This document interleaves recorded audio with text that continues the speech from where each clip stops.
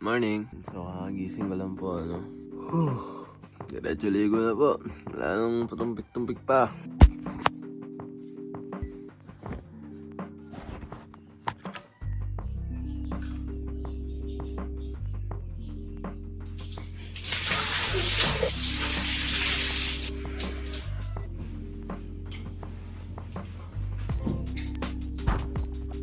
Hi guys. So, gaganap na po ako. As you can see, medyo nakakaba yung araw na to, ano? Kasi may presentation kami mamaya. Di pa nga namin napapractice. Medyo nakakaba, ano? Pero, kay God naman lahat ng awa, ano? Parang siya na bahala kung ano yung mangyayari mamaya. So, ginawa ko ni part ko, ginawa ko PT, ano? Kay God na lang yung parang kung tutulungan ba niya ako, gagawin yung challenge to para sa akin. Pero, sa tingin ko, okay na may ginawa namin.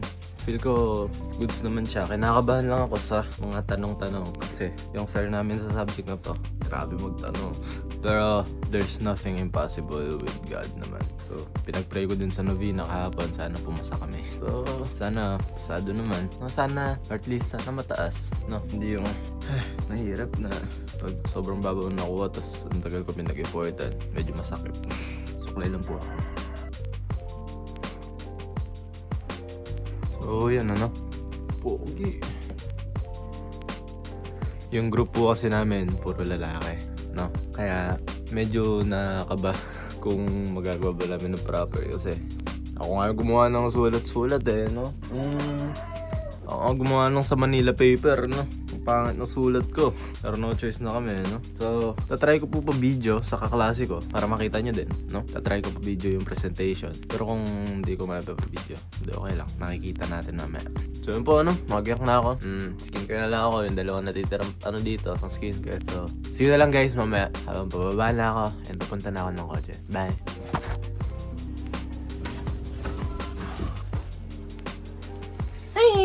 Wallet ko.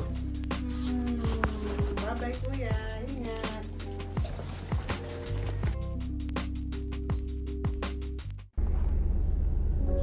Hi guys. Hi guys. So, punta na po akong school, ano? Wala akong masyado sasabihin pa kasi nasabi ko naman na lahat na kailangan sabihin kanina, no? Presentation po namin ngayon. Ito yung mga props namin. So, basically, yung goal po ng presentation is to show the strengths of 3 products. 3 commercially available products. So, ito yung mga products namin, no? Red Horse, ano ba ito? Tender Juicy, Milo. Tapos, sabang pinipresent namin yan, kami, yung character namin is Avengers. So, Avengers po kayo na yun, no? So, sabihin nila, pag simula, imbis na good morning, mga teacher, sabihin mo, Avengers! Assemble! Kaya ganun kami, no? Ganun, ano? So, babawi na lang kami sa creativity kasi alam ko namang hindi kami masyadong babawi sa normal na ano. Kasi puro lalaki po kami, ano. So, yun naman po yung pinag-reportan ko. Mamaya na lang guys, so pag nasa school na ako. Bye!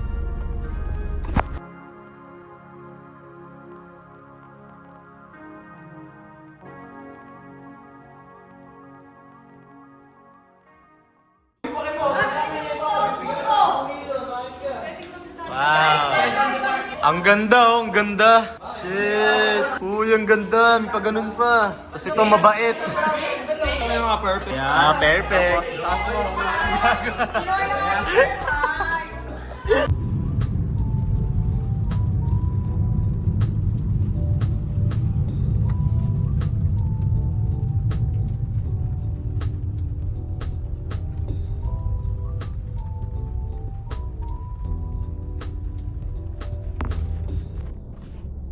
Hi guys! So, nakauwi na po ako, no? Wait lang, lamig.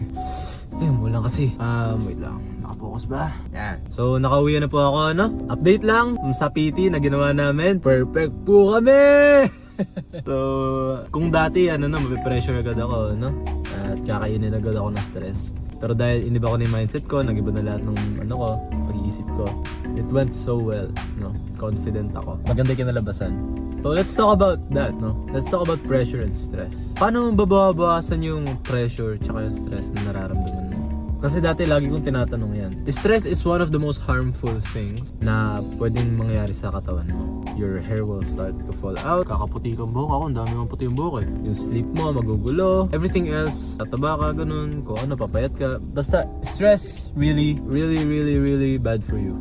Okay? Pero pressure is good, no? Pressure is good. It forces you to do better. Hindi naman yung may ibang pressure kasi like pressure from parents na tinuan ganun. Kasi yun, it's pressure to do something that you're not willing to do. Pero pressure, it really is good for you. It's good for you. Nakatulong siya talaga. So, let's talk about stress. Paano mo babawasan? Kung ganun siya ka-bad for you, paano mo babawasan yung stress mo? Let's talk about number one, no? Pinakauna sa lahat, ibahin mo yung mindset mo. Kung dati na-stress ka kasi, ay may PT ako parating, ang hirap nito, medyo madugo to paano gagawin ko? Really?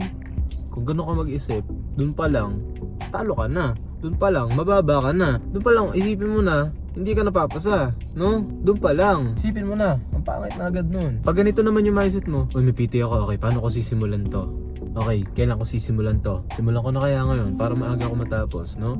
Para may iba pa akong gawin. Kung ganun yung mindset mo, you're on the way. You're on your path to success. If yung mindset mo is isipin kung ano yung process, kung paano ko gagawin to, paano ko sisimulan, no? Kung yung isip mo is on the process and not on the stress itself, then you're on your way to victory. You're on your way to success. So bakit? Paano ba ma-explain to? Pag kasi na-stress ka, mas high yung chance na mag-procrastinate ka kasi natatakot kang gawin. In my case, ganun ako, no? Sobrang stress ko, sobrang takot ko, parang, ay, mamaya ko na lang gagawin kasi parang matagal pa to, baka next time ko na lang gawin to kasi mag-YouTube muna ako bago ko gawin to, no? Ay, siguro, ganun ako dati. Kasi natatakot akong simulan. Natatakot akong gawin kasi ang hirap no? Kaya ang ginagawa ko, procrastinate na lang ako, no? Kaya ito yung solusyon. Kahit huwag kang mag-procrastinate, no? Kahit ang cliche pakinggan, huwag kang mag-procrastinate. Wait, tumatawag si kuya, patayin ko muna. Huwag kang mag-procrastinate. Okay? Don't. Kung iba yung mindset mo, no? Hindi ka mag-procrastinate. Hindi ko masasabi sa'yo na huwag kang mag-procrastinate. Pero sasabihin ko sa'yo, ibahin mo yung mindset mo, ibahin mo yung foundation ng isip mo para di ka mag-procrastinate. Kasi mahirap yun. Mahirap ibahin na, ay, so, bawal na ako mag-procrastinate, so di na ako mag-procrastinate. Pero bukas ko nasisimula. No! Ganun yun. Ganun kasi mangyayari doon. Mahirapan ka. Kaya ang gawin mo, ibahin mo muna yung mindset mo. Yung foundation ng isip mo. No? Ibahin mo yun. And everything else will follow. Seek God first then, and everything else will follow. So, ibahin mo yung mindset mo. Ibahin mo yung takbo ng utak mo kung paano mo sisimulan yung bagay, paano mo gagawin yung bagay, ibahin mo. And everything else, sisipag ka, ganun, yung work ethic mo mag-i-improve. Basta ibahin mo yung mindset mo. Change your mindset. And hindi ka nasusundan ng stress. Kasi nasa isip mo, okay, so gagawin ko yan. Parang, it's just, parang trabaho mo lang gawin yun, So it's not really about stress anymore. It's about how you're gonna do it. Isipin yung process, Isipin mo yung process kung paano mo siya gagawin. So yun po, Yun yung paraan ko ngayon, Nagulat ako, hindi ako na-stress. Masaya ako pag gumagawa, Nag-isip ako ng paraan. Ay, paano ko ba gagawin creative to? Paano ko ba papagandahin to? So hindi ako na-stress, Mas lalo ako na-motivate gumawa, Iniisip ko, ay, parang masaya present to bukas, Nakakaba, syempre, pero di ako na-stress, So yun yung paraan ko, parang pigilan ko yung stress ko. Yun lang. Yun yung pag-uusapan natin ngayon, Stress.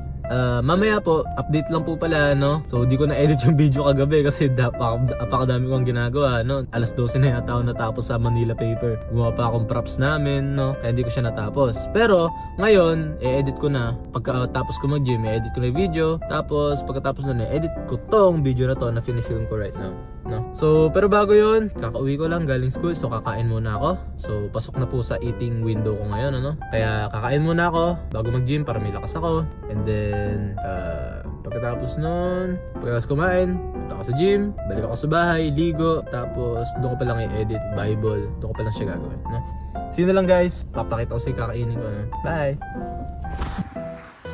Ang sarap-sarap! Hindi ko alam, bulalo ba to o baka lang? Kaya po pagkain natin ngayon, dinamihan ko yung meat. Ang sarap ng sausawan! Yan, pagkakain ko po, ligo muna. Ay hindi, di na pala maligo muna.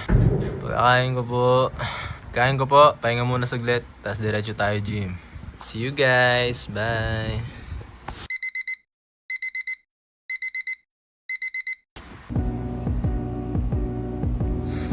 Nakatulog ako, napasarap yung higa ako, napakatako dito. Gym na po tayo, lamos lang ako.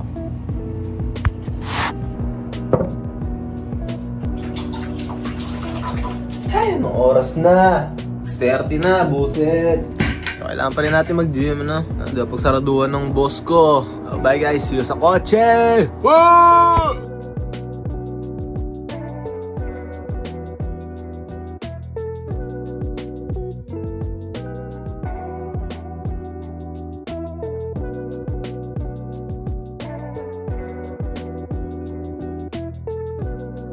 Yun no, so tapos po mag-gym. Diretso na po akong bahay, edit ko yung dalawang video. So, pagkawi ko, ligo muna ako. Ligo, basa Bible, tas edit na diretso no, para maaga ako makatulog.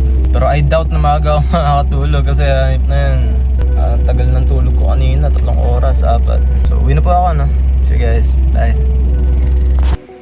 Hi guys. So, nakauwi na ako and nakapasting ako, no? Pero dahil nakatulog ako kanina, di ako nakakain bago mag-gym. So, kakain po muna ako kasi nakaka 1 meal pa lang ako. Ulam natin, yun ulit. Baka.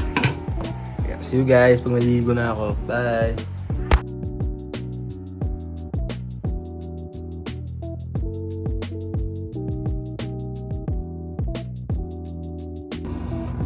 Hello po.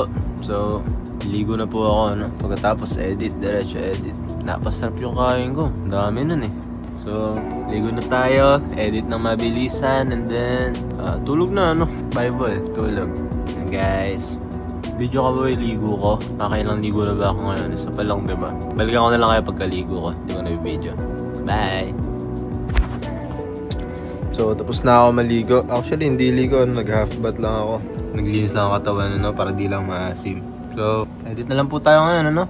Siguro dito ko na rin tatapusin yung video para ma-edit ko na kayo ng sunod. Yung kahapon, na di ko na-edit dahil sa PT, tsaka yung ngayon, ito mismo, ano?